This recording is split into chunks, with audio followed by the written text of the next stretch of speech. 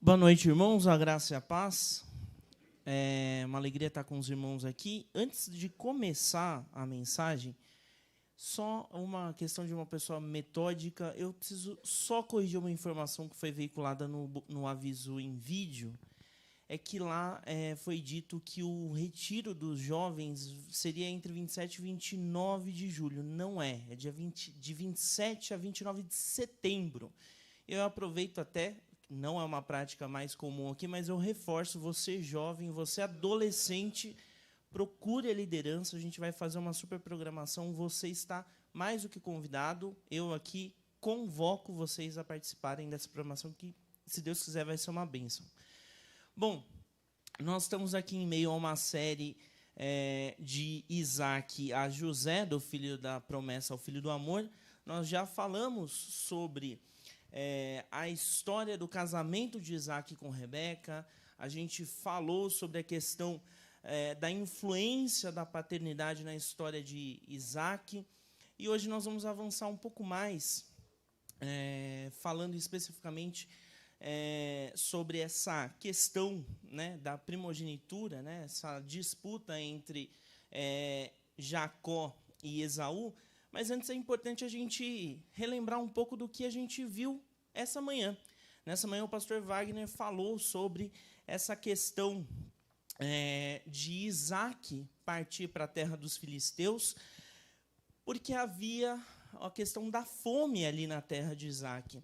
Só que a gente observa pelo relato bíblico que, apesar da circunstância, da adversidade, Isaac e sua família são grandemente abençoados pelo Senhor. Ele prospera financeiramente, ele prospera no aspecto familiar, e um exemplo claro disso, o pastor Wagner bem destacou, a questão dos poços. A gente precisa lembrar que ali é o que a gente conhece como Oriente Médio. Imagina aquela terra seca, é a questão do poço, a água. Se você já passou por alguma estrada paulista, certamente você já deve ter visto aquelas placas que o DR ou as concessionárias, enfim, colocam perto de mananciais. Manancial é vida, água é vida. Então, quem tinha água tinha acesso à vida ali representada pela questão da água. E é por isso que a questão da água em abundância é um aspecto que a gente precisa deixar muito em consideração.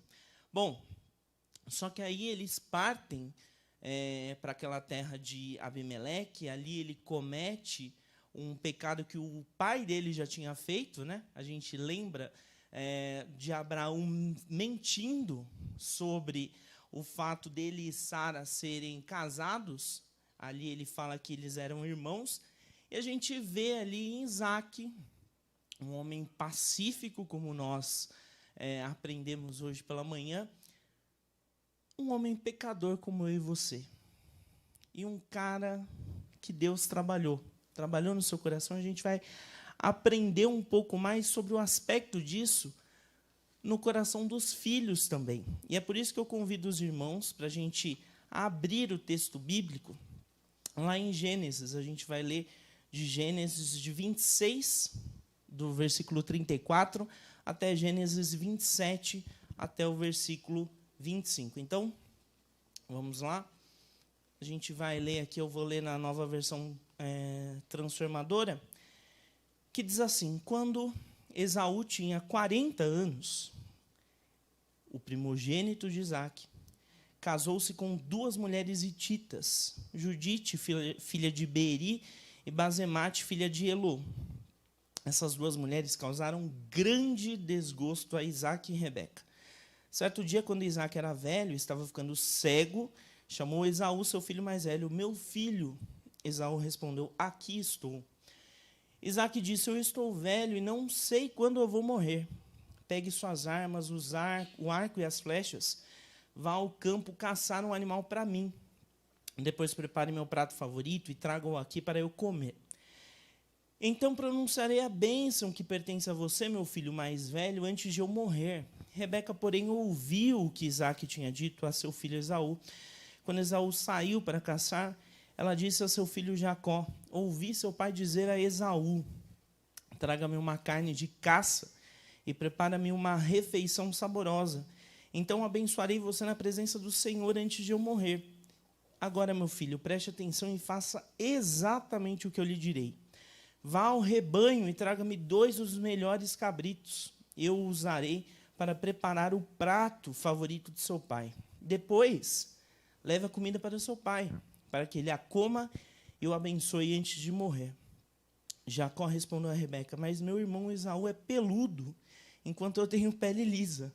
E se meu pai me tocar, perceberá que eu estou tentando enganá-lo, e em vez de me abençoar, me amaldiçoará. Sua mãe, porém, respondeu: que caia sobre mim essa maldição, meu filho. Apenas faça o que eu lhe digo, vá e traga-me os cabritos. Jacó foi e trouxe os cabritos para sua mãe. Rebeca os usou para preparar uma refeição saborosa, do jeito que Isaque gostava. Em seguida, pegou as roupas prediletas de Esaú, que estavam na casa dela, e as entregou a Jacó, seu filho mais novo. Com a pele dos cabritos, cobriu-lhe os braços e a parte lisa do pescoço. Depois entregou-lhe a refeição saborosa, acompanhada do pão que havia acabado de assar. Jacó levou a comida para o pai e disse: meu pai? Sim, meu filho, respondeu Isaque. Quem é você, Esaú ou Jacó? Jacó disse: sou Esaú, seu filho mais velho. Fiz o que o Senhor mandou. Aqui está a carne de caça. Sente-se e coma para que me dê a bênção. Isaque perguntou: como encontrou a caça tão depressa, meu filho? Jacó respondeu: o Senhor, o seu Deus, a colocou no meu caminho. Então Isaque disse a Jacó: chegue mais perto, para que eu possa tocá-lo e ter certeza de que você é mesmo Esaú. Jacó se aproximou do pai, Isaque o tocou e disse: a voz é de Jacó, mas as mãos são de Esaú. Não o reconheceu, porém, pois as mãos de Jacó estavam peludas, como as de Esaú. Assim Isaque se preparou para abençoar Jacó. Mas você é mesmo meu filho Esaú? Perguntou ele. Sim, eu sou, respondeu Jacó. Então Isaque disse: agora, meu filho, traga-me a carne de caça. Depois que comer, eu lhe darei a minha bênção. Jacó trouxe a comida para o pai. Isaque comeu.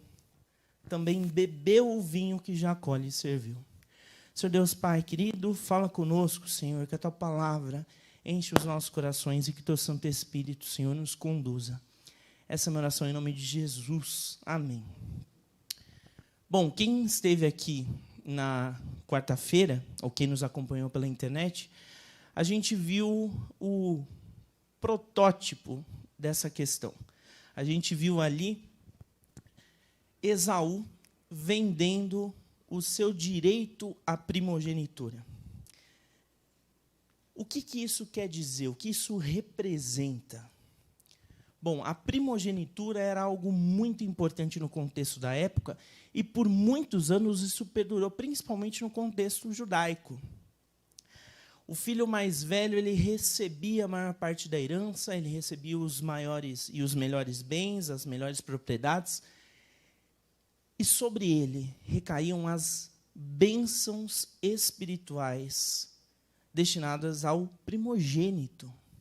Então havia um papel muito importante para quem fosse o primogênito. Só que a gente vê pelo relato bíblico que Esaú trocou esse direito por um ensopado de lentilhas. Barato, né? Pouco, né? Pouca coisa. Isso mostra uma desconexão de Esaú com um propósito divino. E o texto bíblico que a gente acabou de ler mostra que ele vai além. Ele vai lá para casar com 2 hititas. Os hititas eram um povo que viveram posteriormente entre os israelitas, que viviam ali num pedaço de terra dentro da porção destinada à terra prometida por Deus ao povo de Israel. E aquilo ali, aquela junção, causou muito desgosto para Isaque e Rebeca. Por quê? O Isaque tinha consciência do propósito e do que os filhos dele representavam dentro da promessa de Deus. Só que Jacó, por outro lado, E a gente tem a questão, né, dos dois irmãos. Esaú abriu mão. Mas Jacó não era melhor. Jacó queria os benefícios da primogenitura, mas aqueles benefícios materiais. Ele queria a maior parte da herança, ele queria as melhores propriedades, ele queria boa parte da herança. Tudo de valor que a primogenitura poderia proporcionar. Só que ele não pensava na questão espiritual. Se ele tivesse pensado, ele não teria conquistado a primogenitura de uma maneira tão incorreta como foi. Só que quando a gente lê esse relato bíblico, a gente observa... A gente tem dois personagens aqui em destaque. Mas o principal deles é a Rebeca. A Rebeca, ela age ali pelos bastidores porque ela sabia do enredo. Ela sabia o que aquilo poderia representar o seu filho favorito, que era Jacó. E ela forjou uma armação para que Jacó completasse todo o ciclo de um primogênito. É aquela história de não confiar nos planos de Deus. Rebeca não confiou nos planos de Deus. Ela quis realizar as coisas à sua maneira. Só que quantos de nós não fazemos a mesma coisa? Quantos de nós não temos os nossos momentos de Rebeca? Quantas vezes nós não falamos nos cultos, Senhor, faça a sua vontade nas nossas vidas. Mas aí a gente sai, aí a gente já começa a articular para tentar fazer da nossa forma, para que a gente seja beneficiado de alguma forma, para que saia do nosso gosto. Existe Rebeca no nosso contexto. Nós ouvimos essa mensagem, muitas vezes a gente pode falar, nossa, mas que tolice da Rebeca. Como ela poderia agir assim?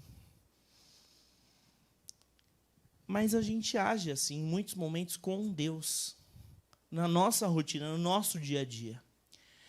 E o Senhor nos entregou o seu primogênito, o primeiro dentre muitos, que é também unigênito, Cristo, o único da sua espécie, para que a gente pudesse confiar nele.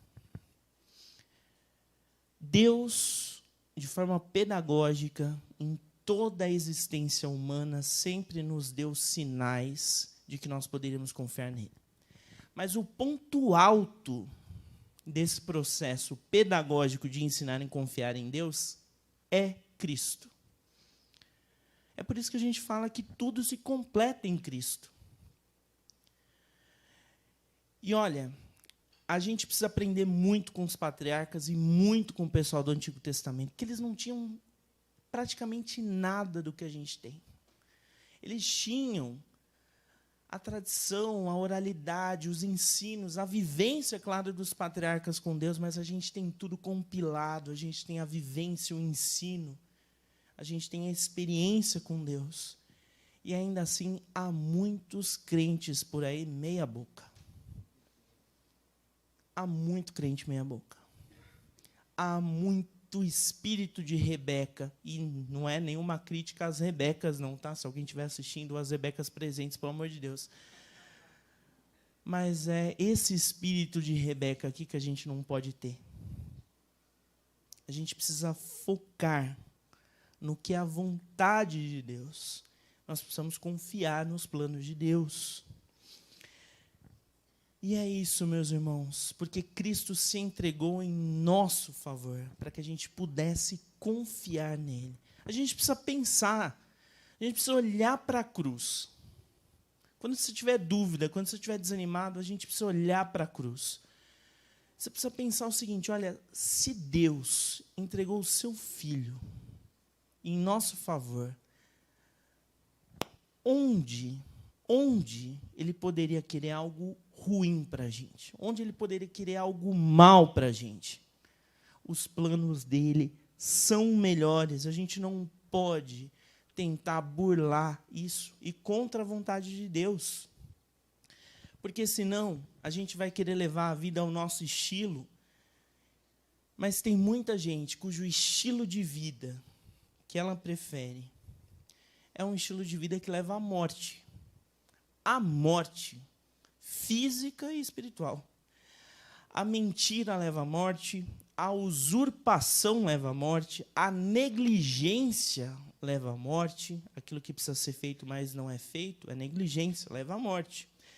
A falsidade leva à morte, a ambição desmedida leva à morte. Eu não estou falando que aqui a gente precisa ter uma certa porção de ambição visando o propósito divino.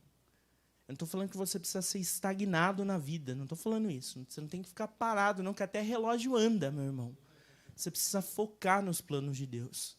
Agora, a ambição desmedida, aquilo que você faz pensando no lucro, pensando no seu interesse, pensando no ganho próprio, isso daí leva à morte. E um filho de Deus não precisa usurpar o lugar de ninguém. Sabe por quê? Porque ele tem lugar garantido na família de Deus. Você não vai precisar levantar do lugar à mesa ou fingir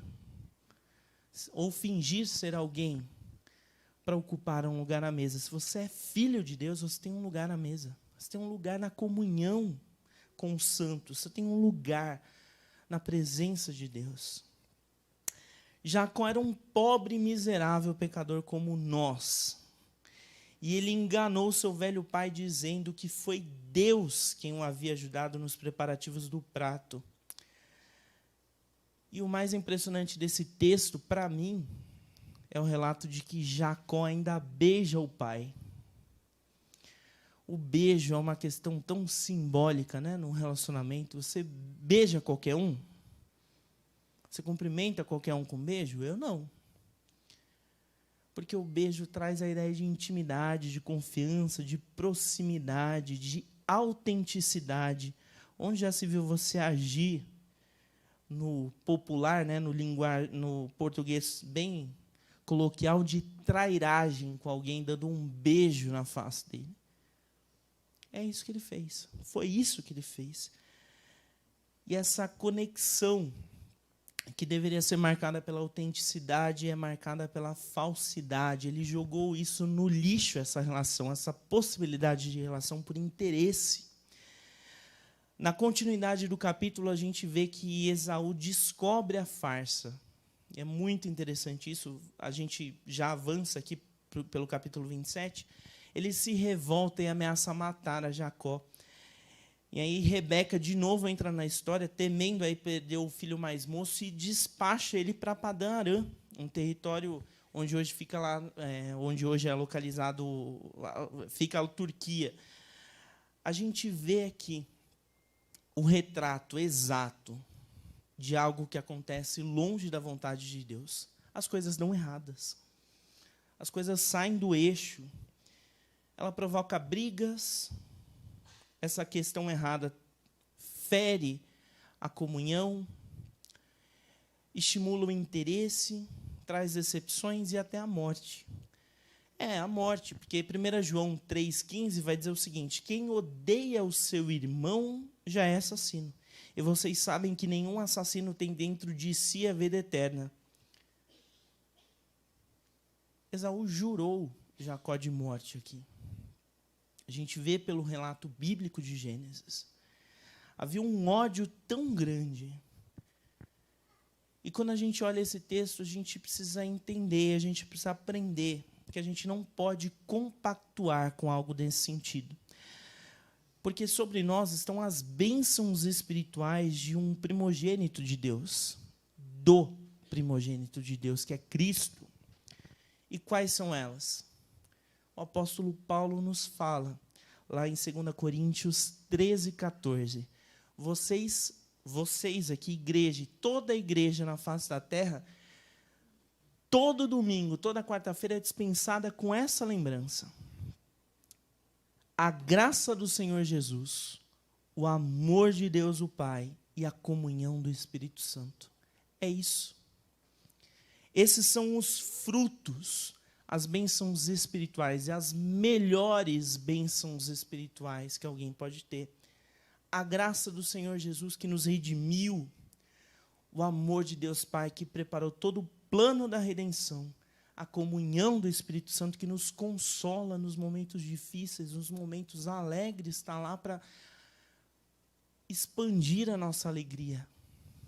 É a Trindade, o Deus Trino, vivo na nossa realidade e na nossa rotina. Essas são as bênçãos espirituais que nós desfrutamos pelos méritos do primogênito de Deus. A riqueza, os bens, a saúde, a beleza, o sucesso podem ou não ser consequências daquilo que a gente vive aqui na Terra, em Cristo. Mas não é uma regra. Não é uma regra. Só que, infelizmente, umas pseudo-teologias que a gente ouve por aí tem pregado que você só é crente se você alcança, se você tem um carro do ano, se você tem um cartão Black, se você vai para a Disney todo ano. Isso não é teologia, isso não é Bíblia. Isso daí é gente que se diz pastor sendo usado por Satanás para colocar na sua vida uma meta tão grande que você não vai conseguir alcançar. A sua saúde mental vai cair. Você vai carregar um peso tão grande na sua vida. Você não vai ver sentido, porque você vai olhar pelos seus olhos carnais, algo que você não deveria nem dar brecha, nem vazão. Você vai ver as circunstâncias, não vai ver o que realmente importa, que é o que a Bíblia diz. E a Bíblia diz que aqueles que foram alcançados por Cristo são filhos de Deus. E eu falei aqui aquilo que a Bíblia diz. Filhos de Deus têm comunhão com Deus. Tem lugar à mesa, não precisa usurpar o lugar de ninguém. Deus nos promete em Cristo a paz, a restauração, o consolo, o fortalecimento, caráter restaurado, olha só, e a companhia dele em tudo que nós fizermos. Olhando para a história dos patriarcas, a gente vê cada um deles com características, mas incomum, e é muito lindo ver isso. A gente vê o agir de Deus. Porque é coisa de louco a gente dizer o seguinte, olha, os patriarcas, sobre eles estava a promessa da descendência. Os 3 tinham mulheres que não podiam ter filhos. Olha só, que difícil. Só que Deus foi lá e deu filhos a mulheres que não podiam ter filhos. Certamente porque tinha um propósito sobre a vida deles, sobre a vida daqueles descendentes. E aí a gente olha para as nossas dificuldades, e aqui eu não estou menosprezando a sua dificuldade, cada um sabe qual é, mas a gente fica desanimado. A gente fica triste, a gente vê a dificuldade batendo a porta, amanhã segundona aí, tem um metrôzão cheio, CPTM falhando, trânsito, rodízio, todos os dilemas, os boletos que batem a porta aí sempre, e a gente fica triste. Só que a gente serve um Deus do impossível. Tem dias que a gente acorda desanimado, a gente vai dormir devastado, mas a lição de Gênesis e Apocalipse é confiança, esperança em Deus. E aí, quando a gente avança no texto bíblico, a gente vai aprender isso nas próximas mensagens. É que a gente vê que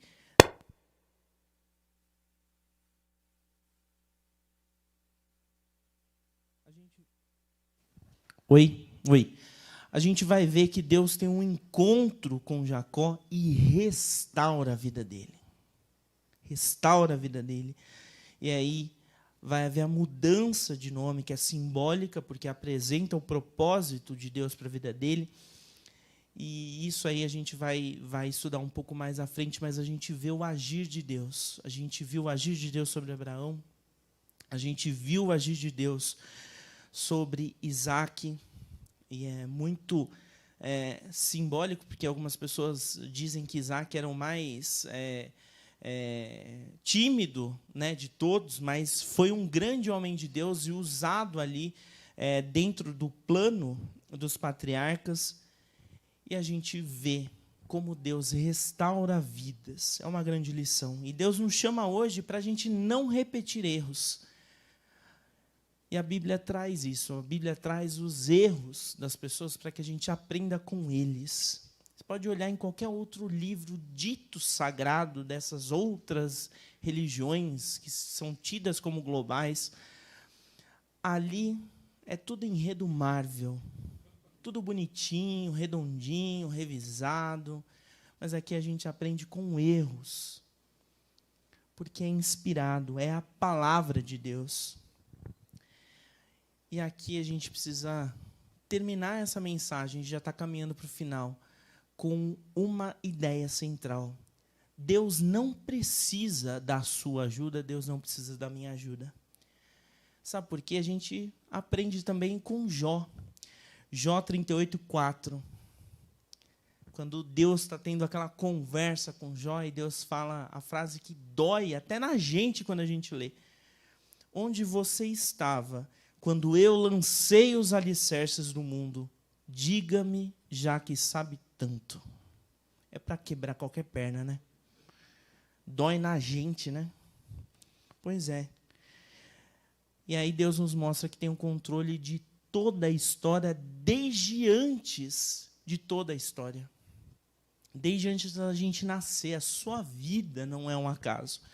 Fazer algo errado achando que vai dar certo no final não é o caminho. O pastor Wagner, pela manhã, citou o irmão André, né, fundador da Missão Portas Abertas. A Portas Abertas é uma das grandes organizações cristãs, uma das mais sérias que existe no mundo. Ela apoia cristãos perseguidos em países hostis ao Evangelho. E ele começou esse ministério distribuindo Bíblias nos países atrás da cortina de ferro. E aí ele tem um livro chamado Contrabandista de Deus, acho que foi o primeiro livro contando a história dele. E lá ele é muito peculiar, quando ele conta a história dele, ele mostra toda a sua expectativa de entrar em países onde praticamente já estava tudo encaminhado para entrar, havia autorizações e tudo mais, ou estava em vias de conseguir autorização, a expectativa de entrar, de poder finalmente pisar em um país hostil ao Evangelho e levar a Bíblia, e aí a autorização não vem. E aí ele não pode entrar. E aí é muito peculiar quando Deus vai lá e mostra para ele, olha, tem países aí que você já está carimbado como persona não grata. Você não entra nem com reza braba. Mas aí ele entra. Por quê? Porque Deus providenciou a entrada. O soldado lá da imigração não viu o carimbo vermelho que proibia a entrada. Ou se viu, fez que não viu. E ele entrou. O irmão André visitou 125 países hostis ao Evangelho. Só na China, ele entrou com 1 milhão de Bíblias. Usando, sabe o quê? Um fusquinha. Quem quer dá um jeito. Quem não quer, conta história. E Deus usa, meus irmãos, quem tem disposição, Deus usa. E a gente precisa aprender que não é na nossa expectativa, mas é no propósito do Senhor. Nós oramos, nós entregamos à disposição, nós falamos para o Senhor, Senhor, usa-nos. E o Senhor prepara o caminho. Foi assim. E é por isso que muitas pessoas foram alcançadas pelo Evangelho. Nós, meus irmãos, somos frutos de missionários que saíram dos Estados Unidos, da Europa, largaram toda a sua vida. Muitos deixaram suas famílias para trazerem a Bíblia, trazerem a palavra de Deus aqui. Como batistas, nós precisamos reconhecer também a nossa história, o legado desses irmãos missionários. Irmãos, fechando aqui, o Senhor faz na forma dele, no tempo dele. A gente não precisa antecipar etapas. E essa, meus irmãos, é uma grande lição para todos aqui nessa noite, inclusive para mim. Quando Cristo nos acompanha, a gente não tem que ter medo. Cristo está no barco contigo. A tempestade pode ser intensa, mas ela não vai ser eterna. Amém? Amém. Enquanto o grupo de louvor toma o seu lugar, vamos orar ao Senhor. Pai querido, Deus bendito, nós te agradecemos, Senhor. Obrigado, Pai, pelo privilégio da tua palavra. Obrigado por essa noite. Senhor, que essa palavra, Senhor, cresça no nosso coração, nos provoque mudança de atitude, percepção, Pai, da tua vontade, e nos conduza, Senhor, em direção àquilo que é teu propósito. Senhor, cuida dos nossos corações, aqueles que têm trauma, aqueles que têm feridas, aqueles que têm dificuldade em confiar, Senhor. Que essas pessoas tenham a sensibilidade espiritual de entender o que é a vontade do Senhor, o que é o agir do Senhor. Pai, nós te agradecemos por essa igreja, nós te agradecemos por todos os irmãos que estão servindo neste culto, com seus dons, talentos, Senhor, e disposição. Abençoe cada um, abençoe cada família aqui representada. Nós te agradecemos pelos pastores, Senhor, que dedicam tempo, dedicam amor e carinho por essas ovelhas. Sejam fortalecidas no teu amor, Senhor. Cada vida e cada pastor também seja encorajado, Senhor, pela tua palavra em prol do reino. É assim que nós oramos, Pai, em nome de Cristo Jesus. Amém. Amém.